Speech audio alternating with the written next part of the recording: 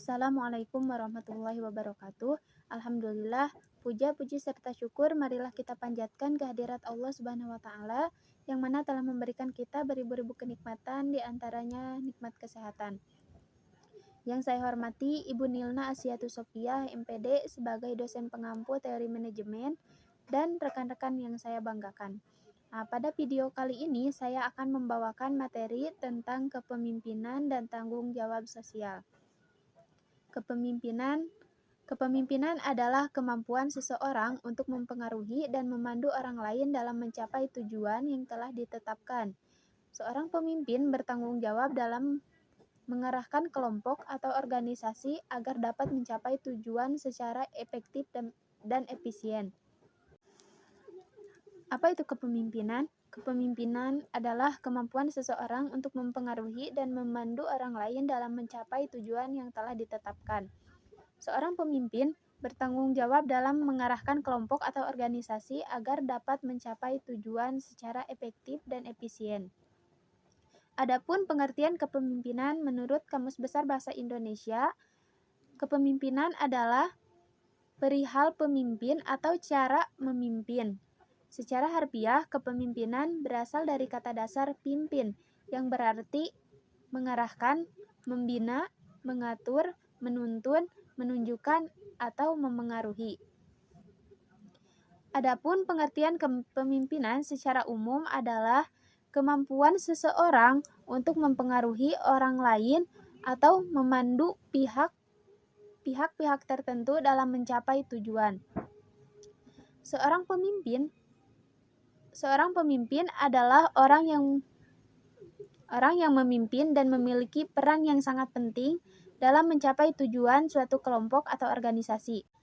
Di sini terdapat beberapa gaya kepemimpinan, di antaranya yang pertama, gaya kepemimpinan otoriter. Dalam gaya ini, pemimpin mengambil keputusan secara tunggal dan memerintah dengan tegas kepada anggota-anggotanya. Mereka memberikan sedikit ruang untuk berpartisipasi anggota tim dalam pengambilan keputusan. Gaya ini biasanya dilakukan dalam situasi darurat atau ketika keputusan harus didapatkan secara cepat.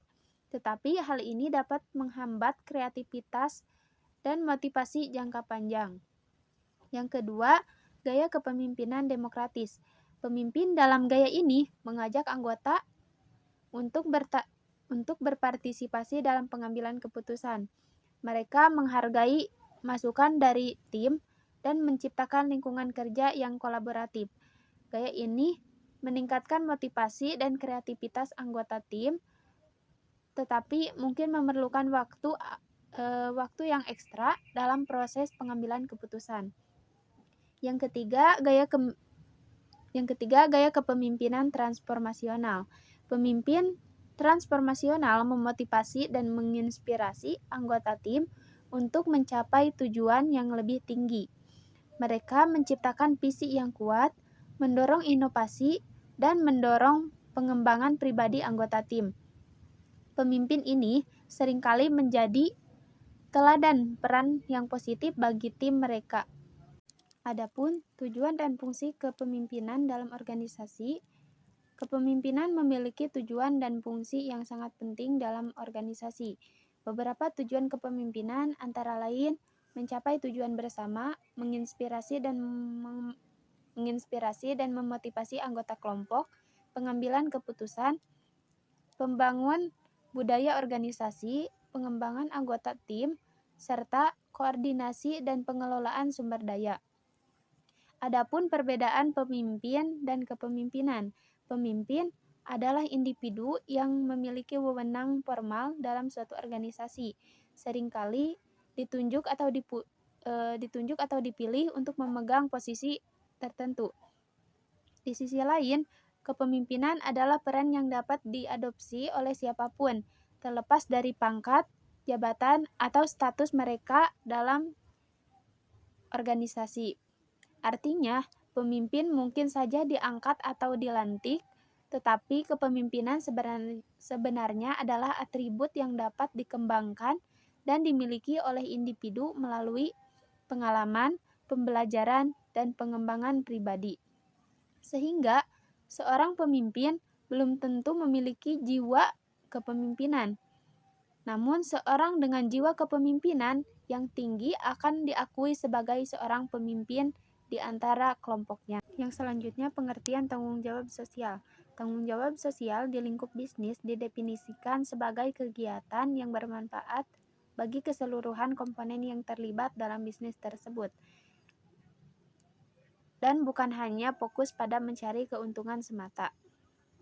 Contoh tanggung jawab sosial. Tanggung jawab sosial dapat diwujudkan dalam berbagai bentuk kegiatan yang dilakukan oleh perusahaan. Beberapa contoh tanggung jawab sosial yang sering dilakukan oleh perusahaan antara lain melibatkan masyarakat sekitar, menjaga lingkungan, mendukung pendidikan, dan mendukung kesehatan warga, serta memberikan kontribusi positif bagi masyarakat secara keseluruhan. Adapun hubungan antara tanggung jawab sosial dan etika tanggung jawab sosial. Hal ini erat kaitannya dalam konteks bisnis. Tanggung jawab sosial adalah implementasi dari prinsip-prinsip etika dalam menjalankan bisnis. Dengan melaksanakan tanggung jawab sosial, perusahaan dapat menciptakan dampak positif bagi masyarakat dan lingkungan sekitarnya. Mungkin cukup sekian materi yang dapat saya sampaikan. Wabillahi taufiq wal hidayah. Wassalamualaikum warahmatullahi wabarakatuh.